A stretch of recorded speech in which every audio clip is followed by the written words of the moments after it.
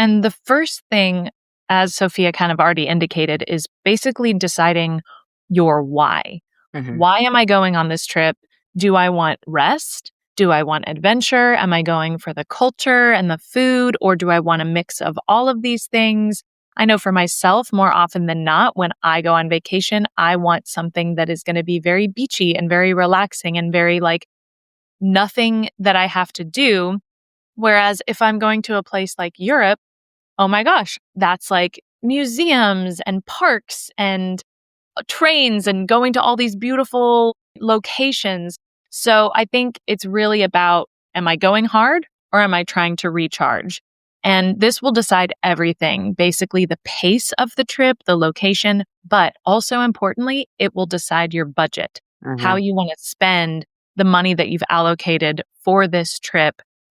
And you can Google, you can put in like prompts to whether you're doing like a chat GPT situation or you just Google it, or you can even ask, as Sophia said, she had a friend asking her, you can ask us, your travel brats, what destination is better for an individual trip, a solo trip, or if I'm going with my family, or if I'm going with friends, or if I want a romantic getaway, for example, or like what destination is good for digital nomads. These are good prompts. These are good questions to ask yourself, especially when it comes to adventure versus relaxation.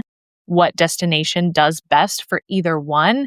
And here's another one. This is a great one, Sophia, because more often than not, if you're choosing a destination like an all-inclusive, where you're just going to go straight from the airport to this place and you want to do nothing, then you're not going to be worried about a rental car. But for example, if you're going to a European city where it would be nice to go out to the countryside or do something that might involve a rental car, ask, can you visit said destination without renting a car? More often than not, there's going to be public transportation in big cities like Chicago, Boston, New York, things like that. But if you're going to California, you're definitely renting a car. Right.